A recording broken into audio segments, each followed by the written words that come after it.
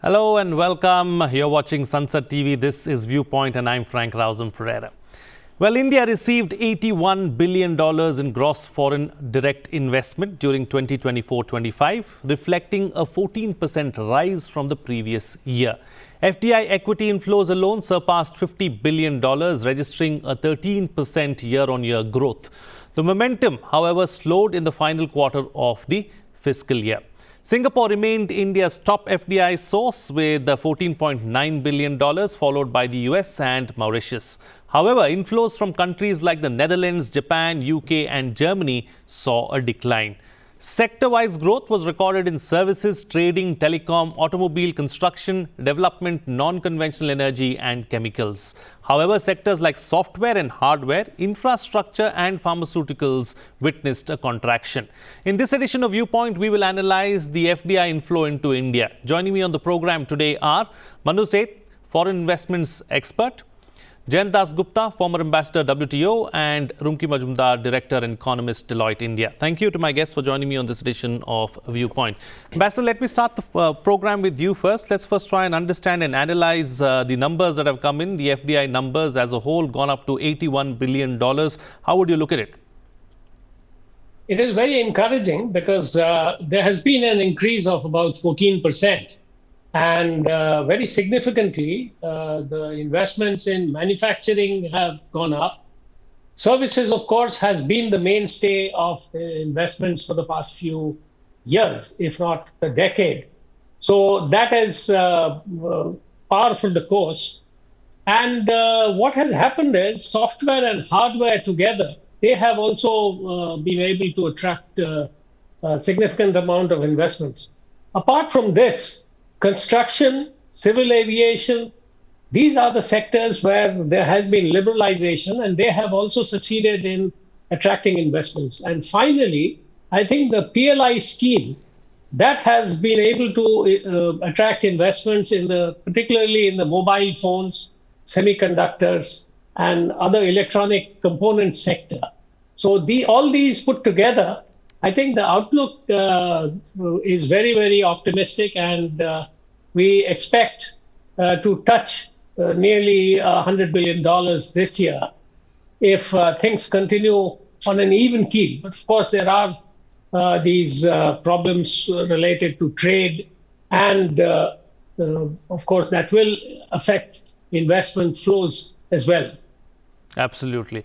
Rumki, let me bring you to the picture now. Let's also understand, taking this point that Mr. Dasgupta made forward, how much of an impact is what's happening globally, geopolitics going to have on FDIs and going to have on money coming in? Right. Thank you so much for having me over here.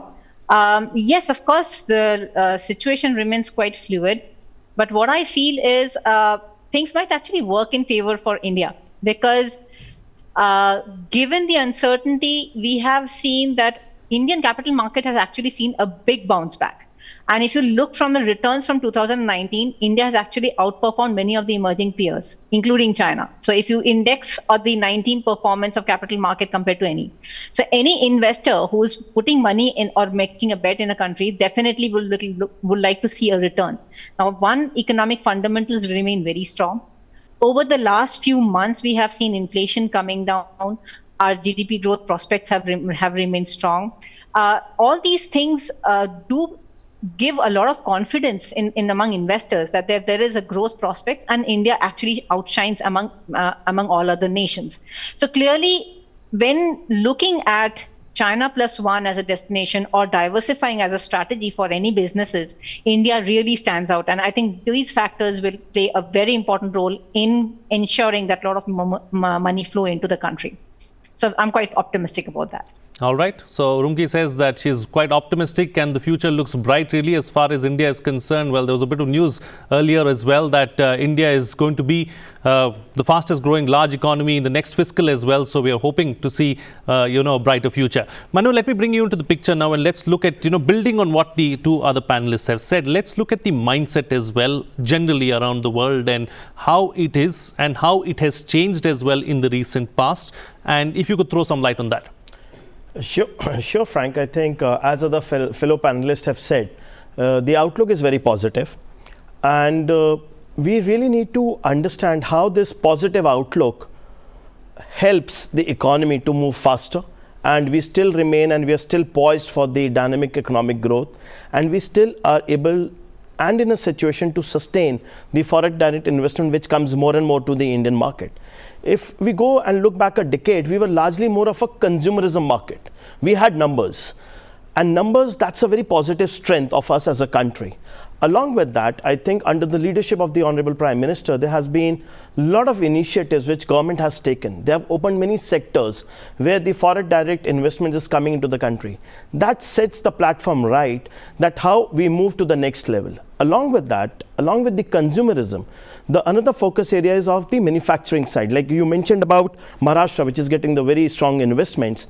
If you look at, there has been an automobile as a segment which took that investment on a larger share, because we are now going towards the manufacturing side, where we say that the investors are more secured for their investments in the country. So there one is a consumption which is internal within the country itself. Second is that can we be a market which can take care of a global supply chain? That is where the foreign direct investors are really looking forward, that how India can be the global platform, how we can contribute really to the global supply chain. Can we re-export back to the products where we can generate a revenue? So that's the mindset shift which we are looking at, because a decade back, and I repeat, we were more or only consumers. So number is our strength, no doubt about it. How do we improve further in terms of the talent, in terms of the workforce, and with the great support coming from the government in making these policies and systems much better for the systems, where one of our fellow panelists mentioned about PLI schemes, opening up certain sectors to even taking up to 100%. So these few initiatives will really set the ground right for change of the mindset for the next five years or the next decade. Absolutely. All right, let me build on that and take the question to Mr. Dasgupta. You know, as far as opening up several sectors, 100% FDI that we've opened up in several sectors, how much of an impact is that having really on inflows or money coming in, Ambassador? And also, are there more sectors that we can open up just like this to ensure that more people are seriously concerned and seriously interested in coming to India and investing in India? Well, three of the sectors in which I think a great deal of liberalization has taken place is the defense sector, the insurance sector, and the pension sector. And mind you, the pension funds in the Western countries, they have huge deposits, and they are willing to invest that, provided, of course, there is certainty and predictability in the environment, and the risks are minimized. And that is what they have found out in India, and that is why they are coming in with a great deal of money. So pension funds, we have been able to attract. Insurance companies are coming in, but there are some more reforms which may be required in the insurance sector. As far as defense sector is concerned, I think it has started opening up in the past few years. And with the indigenization program, the Make in India program, Atmanirbhar Bharat program, I think there would be a lot of technical cooperation as well as technology transfer, hopefully, and investments coming in from other countries. So that is what we feel will happen. And then there are these other sectors where construction, for instance, there were certain impediments to attracting investments, and now they have been more or less removed. So foreign investors are feeling comfortable in bringing in investments. Civil aviation is another one. And then single brand retail is another one where some amount of money indeed has come, but the major companies from abroad who have invested in India, they would like further relaxation of norms and liberalization. So that is work in progress.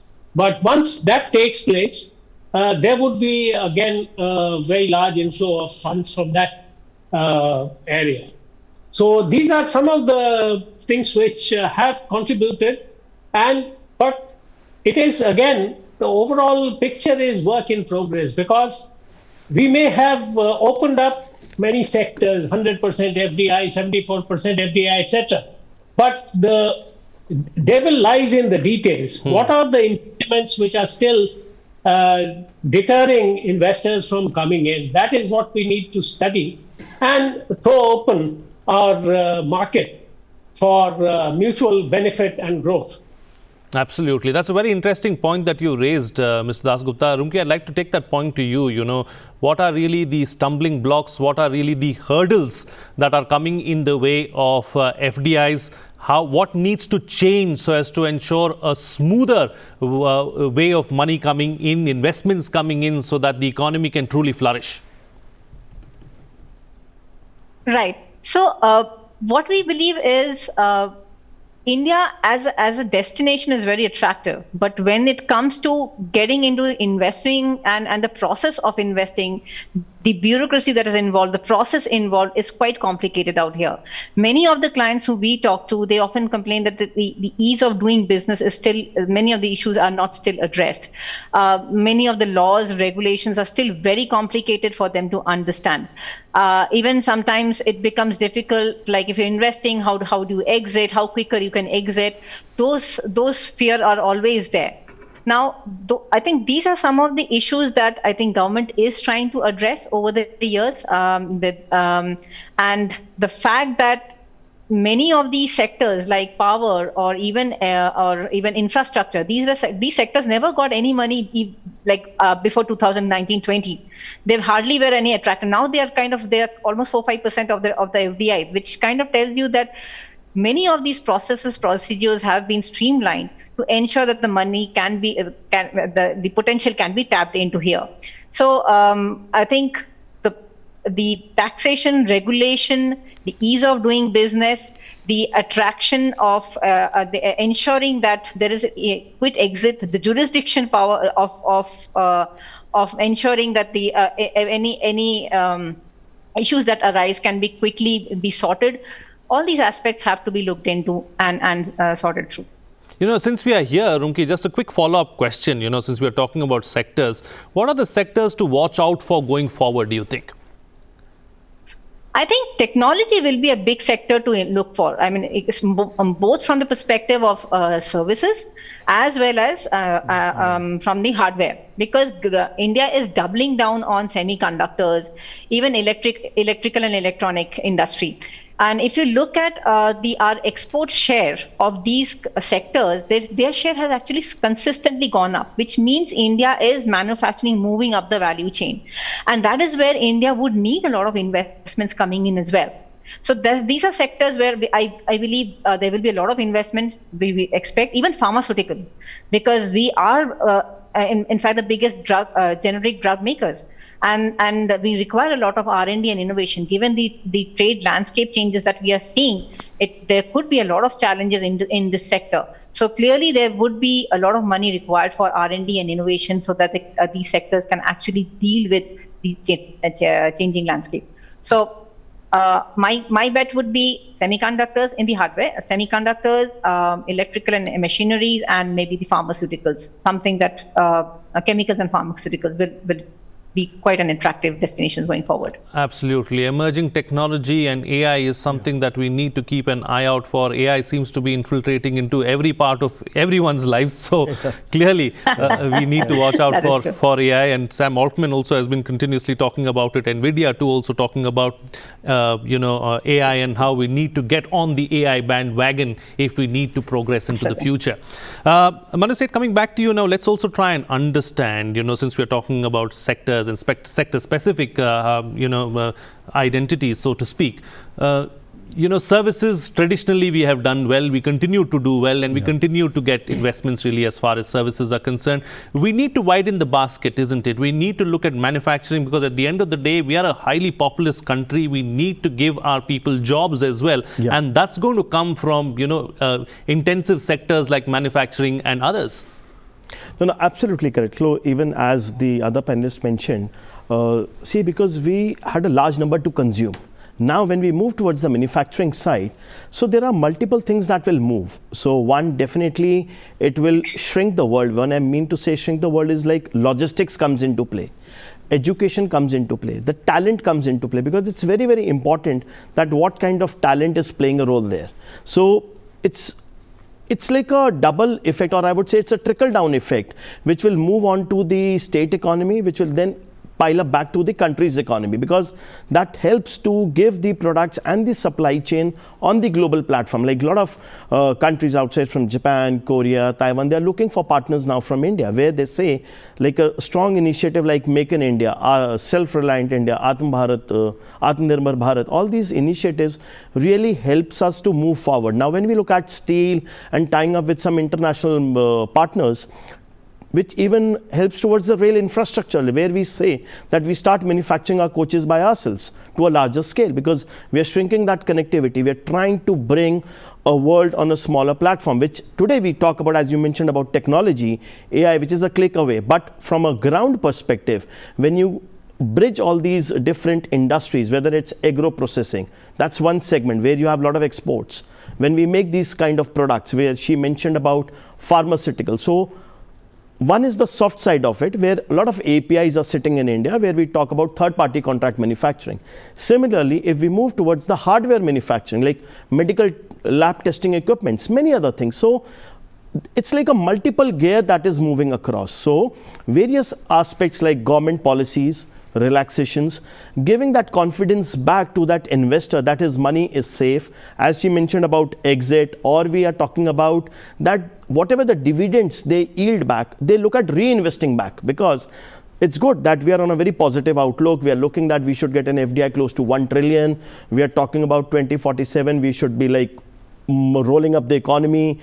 So the gap is still huge on the top 1 to 3 levels. So, but I would say it's on a positive trend. The outlook is very, very positive. We have a lot of positive strength on our side, a lot of positive edges on our side. How do we get those nuts and bolts together to get the right canvas step by step? That is going to be the game to be seen. Absolutely. I think you couldn't have said it any better. But Ambassador, coming back to you now, let's look at another aspect. Manu touched upon it in his opening remarks about Maharashtra getting about 40% of the FDIs. If you look at it, the top 4 states are probably getting about 85 to 90% of the FDIs, and then the rest of them are, left with very little. So Maharashtra and the other top 2-3 states must be doing something right. And is there a way to replicate that with other states as well, pan-India, so that it can be a successful model all across? Well, the answer to that is quite complicated, but there is one phenomenon which has been noticed all over the world, that once you have the core of a certain industry set up in a particular place, other industries tend to get attracted, and then there is a cluster which forms. And of course, there are other factors which encourage that. The regulatory environment, the ease of doing business, as Ms. Majumdar has mentioned, these all play a very important role in attracting further investments. So that is how you see, for instance, the software industry was first set up in Bangalore, but it has spawned thousands of companies there, which are not only in software, but in related areas. And it has also then, given rise to housing the global capability centers. So one thing leads to another. The Maharashtra, share is around about 40%, followed by Karnataka and Delhi. And Delhi, mind you, is not only the national capital, but the capital region, including Gurugram and Noida and Sonipat, perhaps. So it is a place where a lot of software industries have set up base, and manufacturing also, for instance, in the electronic sector in the greater Noida area, these are setting up base. So there is this concentration will be there, because there is an ecosystem which has been created, and there are service providers who will look after the downstream activities and remove the wrinkles. But having said that, UP is trying, for instance, to build up a defense corridor which would be near Lucknow and of course much further away from Noida. Other states, Odisha has attracted a lot of investments, of course not in the same league as Maharashtra and Karnataka. So these are, and Tamil Nadu and Andhra, both of them have attracted fair share of investment. So other states are vying to get their names figure higher up on the list of FDI attracting states because of various things which are promised by FDI. One of them, of course, is that ancillary industries, other feeder industries would be set up. And of course, the biggest attraction is the employment generation and then the thrust it gives to the state domestic product.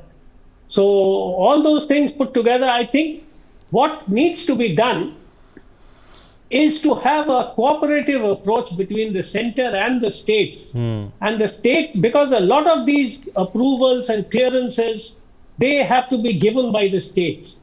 And that is, for instance, power, environmental clearance, approach road, drainage, water supply. All these things are controlled by the state government.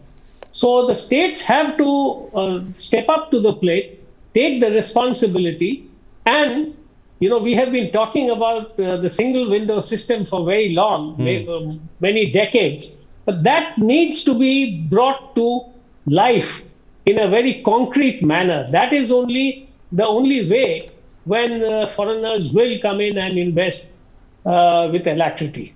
Absolutely. And Rupi, coming back to you now, let's get your final comments and your concluding remarks on where do we go from here and what's the best way forward? Because if you look at the numbers of the previous fiscal, $81 billion definitely is fantastic. But the last quarter, of course, wasn't as good as the previous 3 quarters. So clearly we need to work on this and move into the future. So what I would say is, one, if we really want to make India an attractive destination, we really need to diversify the investment that comes into the country. And as you said, if the money is just flowing into 4 states, it's because most of these states are into the services sector.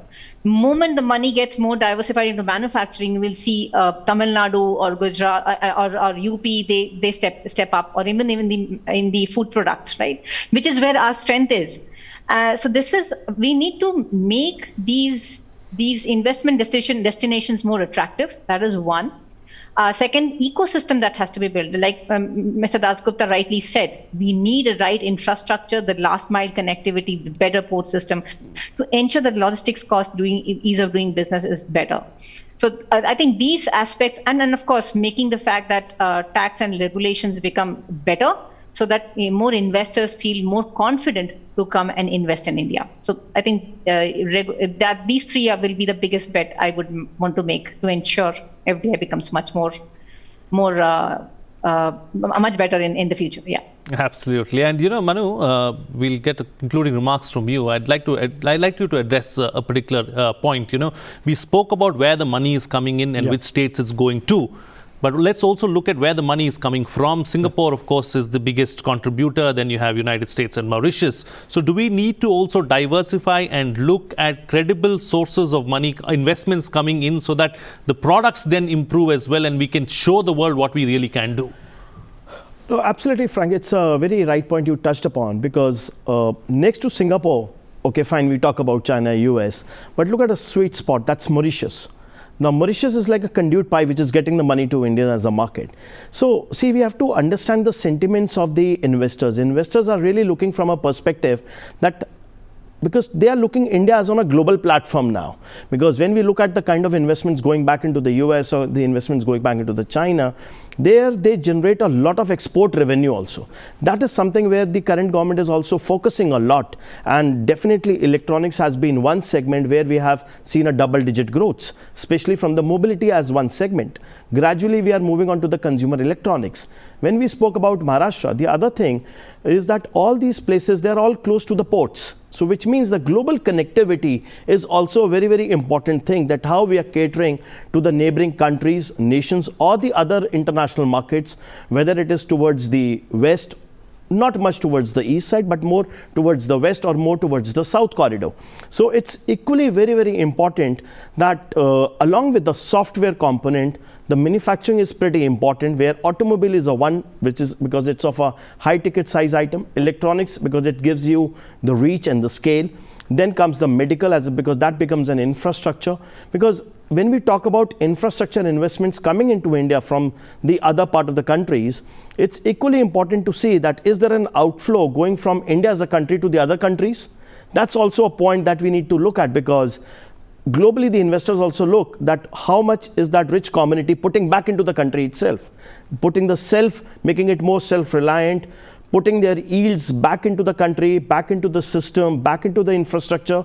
So it's like multiple gears moving, and that is where we say that we are poised for that economic growth, and such a sweet platform that all across everyone is looking that India is a very nice tactical position to be at, where we take the benefits from the neighboring countries, neighboring markets, and how we can be the feeder to the surrounding nations. So that's where I would like to sum up that it's equally important what we are getting. We are aiming for 1 trillion.